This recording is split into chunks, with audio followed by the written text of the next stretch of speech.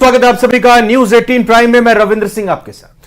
नमस्कार, मैं हूं आपके साथ हेमंत कुमार और चलिए खबरों का सिलसिला शुरू करते हैं। पाकिस्तान के रक्षा मंत्री ख्वाजा आसिफ ने भारत के प्रधानमंत्री नरेंद्र मोदी के खिलाफ जहर उगला है। आसिफ ने पाकिस्तानी प्रधानमंत्री शहबाज शरीफ के पीएम मोदी को बधाई संदेश भेजने को महज कूटनीतिक मजबूरी बताया और मोदी के खिलाफ जहर उगलते हुए आसिफ ने उन्हें मुसलमानों का हत्यारा बता डाला। ये रिपोर्ट देखिए।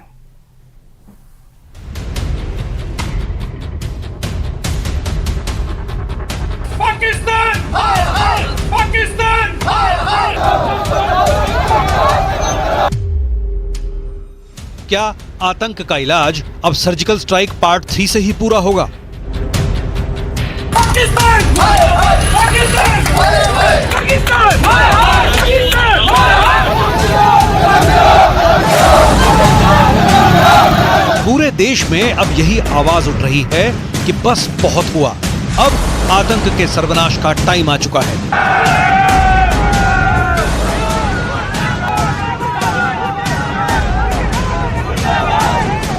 जम्मू से जयपुर तक अब यही आवाज उठ रही है कि अब भारत और बर्दाश्त नहीं कर सकता है।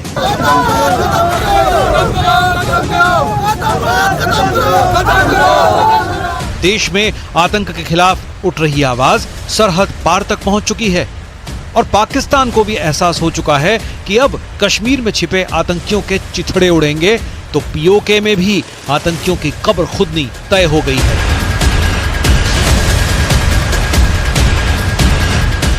पाक अधिकृत कश्मीर के पूर्व पीएम फारूक हैदर ने मान लिया है कि अब सर्जिकल स्ट्राइक पार्ट 3 का काउंटडाउन शुरू हो गया है।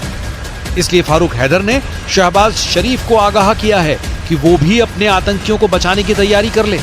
सिक्योरिटी तो बिल्कुल ठीक है, ऐसी बात नहीं है, मगर आतंकवाद है ये गुनाह जो अपने लिए मांगने गए थे शिवखोड़ी में, उन पे हमला किया गया। नाते लोग हम सबको जो भी इस रियासत के लोग हैं हमें इसे कंडेम करना चाहिए। दरअसल इस बार पीओके को लेकर पाकिस्तान पूरी तरह से घिर गया है। खुफिया सूत्रों के मुताबिक रियासी में हमला करने वाले आतंकियों में पाकिस्तान के रिटायर्ड सैनिक शामिल हैं, जिन्हें पीओके के लॉन्च पैड में ट्रेनिंग दी गई थी और यहीं से आतंकी जम्मू कश्मीर के सांबा में घुसे और फिर राजौरी पहुंचे। यहां से आतंकियों ने रियासी में अपनी पोजीशन संभाल ली।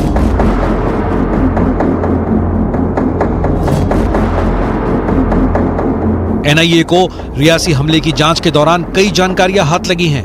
एनआईए के मुताबिक आतंकियों के पास हथियार कम थे, इसलिए उन्होंने घात लगाकर ड्राइवर पर निशाना लगाया, जिससे ड्राइवर गाड़ी से नियंत्रण खो दे। आतंकी चाहते थे कि बस में मौजूद सभी श्रद्धालु मारे जाएं, इसलिए आतंकियों ने हमले के लिए ऐसी जगह चुनी जहां से आतंकियों ने 40-50 राउंड फायरिंग की और उसके बाद बस सीधी 200 फीट नीचे गहरी खाई में जा गिरी।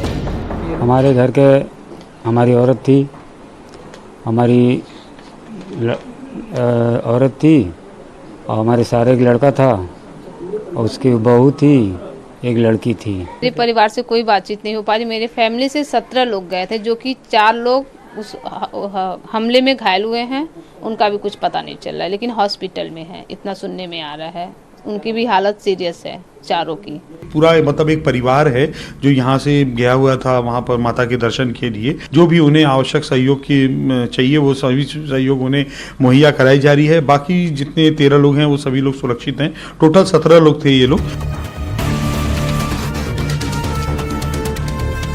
जम्मू कश्मीर के रियासी में जिस जगह पर आतंकियों ने वारदात को अंजाम दिया है, वहां सैकड़ों किलोमीटर के एरिया में विशाल जंगल है। आतंकियों की तलाश में सुरक्षा कर्मियों की 11 टीमें बनाई गई हैं। खोजी कुत्तों के साथ ही ड्रोन की मदद से पहाड़ और जंगल का चप्पा चप्पा खंगाला जा रहा है। सर्च टीम्स हैं वो बाहर हैं, कुछ एरियाज को जो हमने नॉमिनेट किए हैं, कुछ एस्केप रूट्स हैं जो हमने आइडेंटिफाई किए हैं, उनको डोमिनेट किया जा रहा है।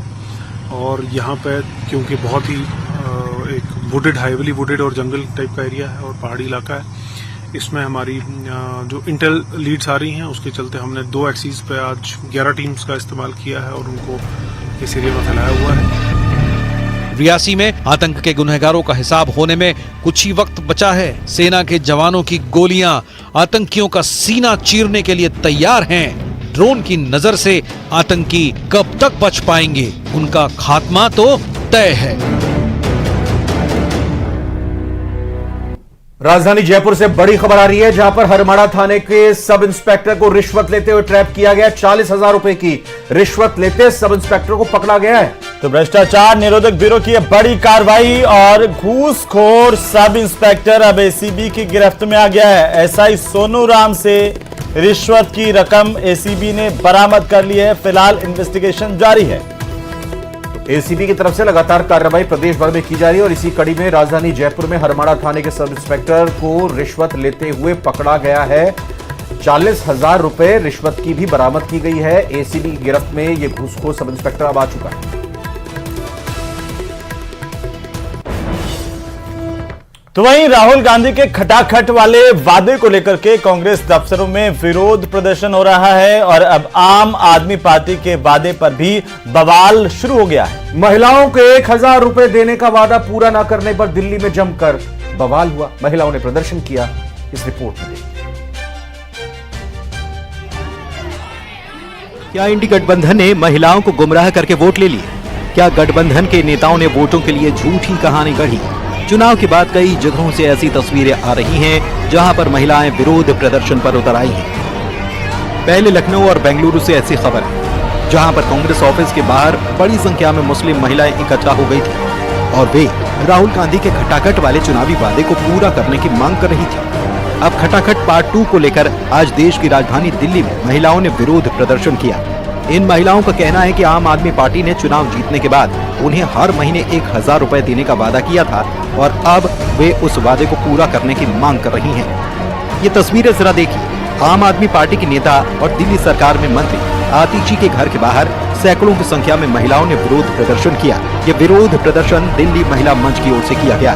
प्रदर्शनकारी महिलाओं का कहना था कि चुनाव शुरू होने से पहले आम आदमी पार्टी के कार्यकर्ता उनके घरों में आए, उनसे फॉर्म भरवाए गए और ये वादा किया गया कि जिन महिलाओं ने फॉर्म भरा है उन सभी महिलाओं को हर महीने 1,000 रुपए दिए जाएंगे। लेकिन चुनाव खत्म होने के बाद उन्हें पैसे नहीं दिए जा रहे। जो केजरीवाल जी ने सब महिलाओं को वादे किया, उस वादे को पूरा क्यों नहीं किया? हमसे झूठा फॉर्म क्यों भरवाया और उन्होंने क्यों कहा कि हमें बैंक में 1,000 रुपए? वो खुद जेल में बैठा, अपने आप को नहीं बचा सकता, तो वो हमारे साथ झूठा वादा क्यों कर रहा है? उसे इस्तीफा देना चाहिए दिल्ली से। उसे कोई हक नहीं बनता अब इस सीट पे रहने का। हमें वादा करके हमें पैसे देने के बजाय और हमसे पैसे लिए जा रहे हैं, कभी बिजली के नाम पे, कभी पानी के नाम पे। कब तक चलेगा ये? इसी साल 4 मार्च को जब केजरीवाल सरकार ने बजट पेश किया था तो उन्होंने दिल्ली की 18 साल से अधिक उम्र की महिलाओं को 1,000 रुपए देने का ऐलान किया था। केजरीवाल ने कहा था कि उनकी सरकार भ्रष्टाचार पर रोक लगाकर जो पैसे बचाती है उससे वो दिल्ली की महिलाओं को 1,000 रुपए महीना देंगे। केजरीवाल ने इस योजना का नाम रखा था महिला सम्मान राशि योजना और इसके लिए सभी विधानसभाओं में आम आदमी पार्टी के कार्यकर्ताओं ने घर घर जाकर फॉर्म भी भरवाए थे। एक एक पैसा बचा बचा के हमने जनता पे खर्च किया है, तो अब वो बचा बचा के इस साल हमारा वो सपना पूरा हुआ जब हम सोच रहे थे कि हर महिला को हम हर महीने 1,000 रुपए देंगे। मैं दिल्ली की सभी महिलाओं को बहुत बहुत बधाई देना चाहता हूं। कुछ दिनों पहले जब केजरीवाल जेल में बंद थे तो उनसे मुलाकात करके लौटी दिल्ली की वित्त मंत्री आतिशी ने कहा था कि केजरीवाल के रिहा होने के बाद इस स्कीम को लागू किया जाएगा। लेकिन अब तक दिल्ली की महिलाओं को इस योजना का फायदा नहीं मिला, जिसके बाद आज उनका गुस्सा भड़क गया और महिलाओं ने प्रदर्शन किया। Bureau report, news 18। अमेठी और रायबरेली के साथ उत्तर प्रदेश में बदले हाथ के हालात से राहुल गांधी और प्रियंका गांधी काफी जोश में। और ये जोश इसलिए है क्योंकि अमेठी में कांग्रेस की वापसी और रायबरेली में राहुल गांधी ने सोनिया गांधी की प्रतिष्ठा को बरकरार रखा। और ऐसे में चुनाव परिणामों के बाद भाई बहन का पहला रायबरेली का दौरा काफी चर्चाओं में है। और चर्चा इस बात की भी होने लगी है कि जब राहुल गांधी ने कह दिया प्रियंका गांधी अगर वाराणसी से चुनाव लड़ती तो नरेंद्र मोदी हार जाते।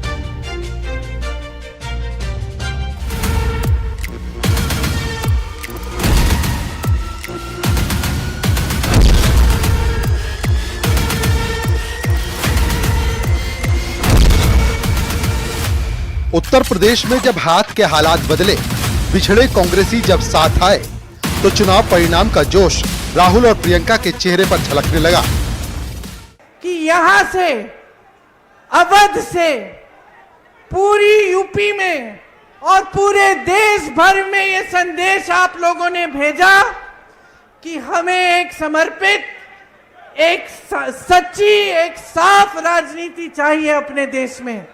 पूरा देश आपकी तरफ देख रहा है।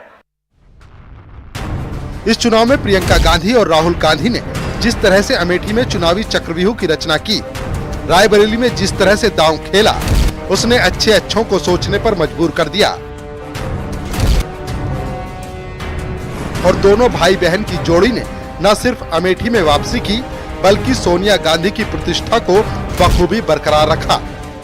मेहनत की,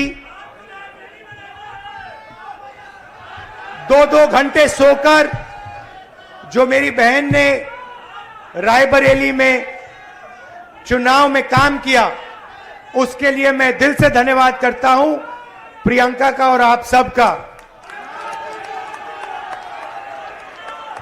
एक और आइडिया है मेरे पास, वो मैं आपको बाद में बताऊंगा।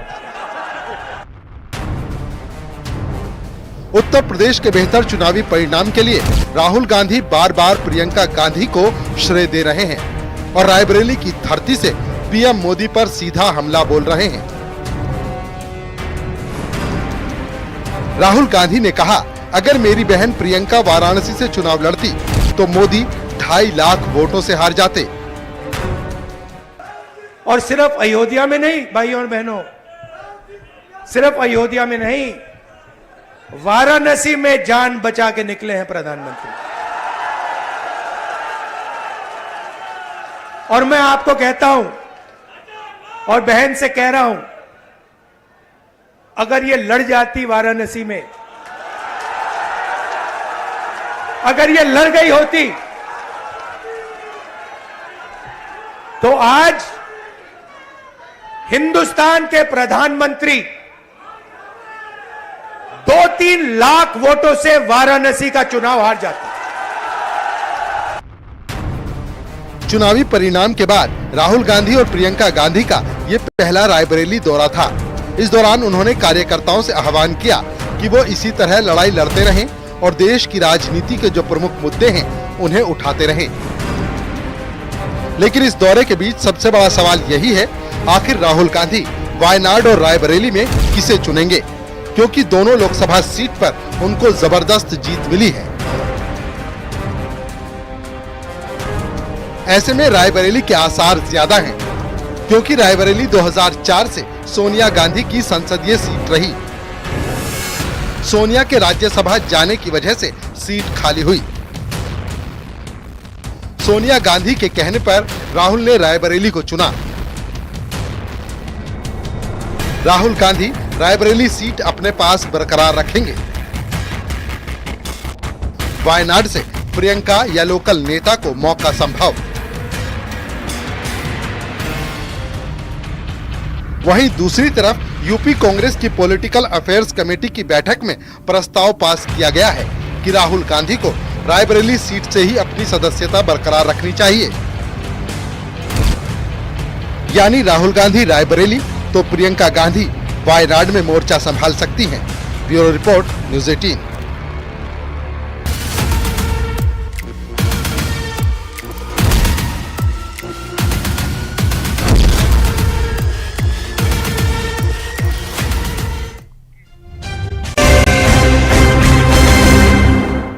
और ब्रेक के बाद धौलपुर की एक बड़ी खबर आ रही है, उसका रुख करते हैं। बजरी माफिया और पुलिस में मुठभेड़ हुई है। नेशनल हाईवे 123 पर राजा का नगला गांव के पास ये मुठभेड़ हुई है।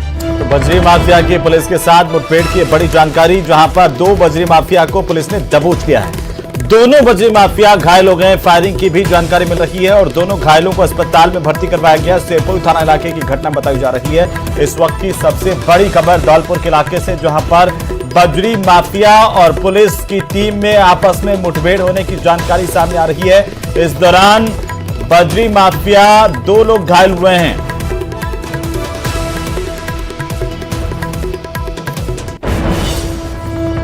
तो वहीं केंद्र की जीत की हैट्रिक के साथ पीएम मोदी ने तीसरी बार सरकार बनाई और मंत्रालय का बंटवारा हुआ।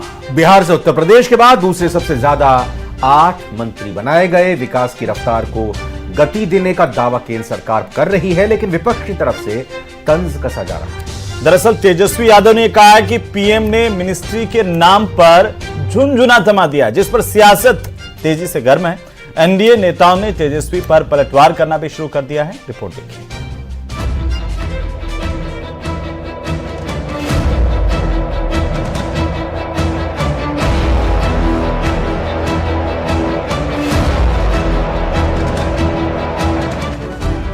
मोदी 3.0 का आधिकारिक तौर पर कामकाज शुरू हो चुका है।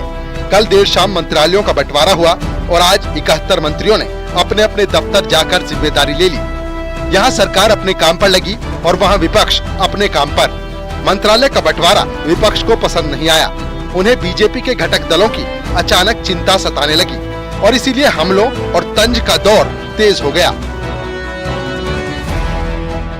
जो बिहार की वजह से आप प्रधानमंत्री बने और मंत्रालय जब बिहार के लोगों को दिया गया तो कहीं ना कहीं से झुनझुना जो है थमाया गया।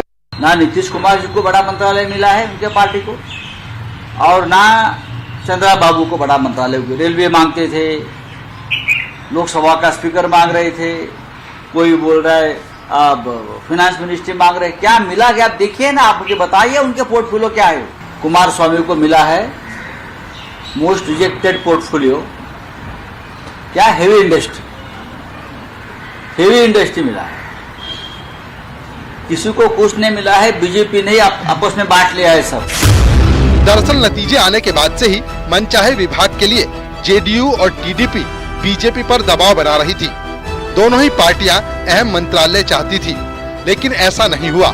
किंग मेकर बनकर उभरी इन पार्टियों को मुंह मांगे मंत्रालय न देकर बीजेपी ने विपक्ष को एक तरह से ये संदेश दे दिया है कि उसके लिए गठबंधन जरूरी भले ही है, मजबूरी नहीं।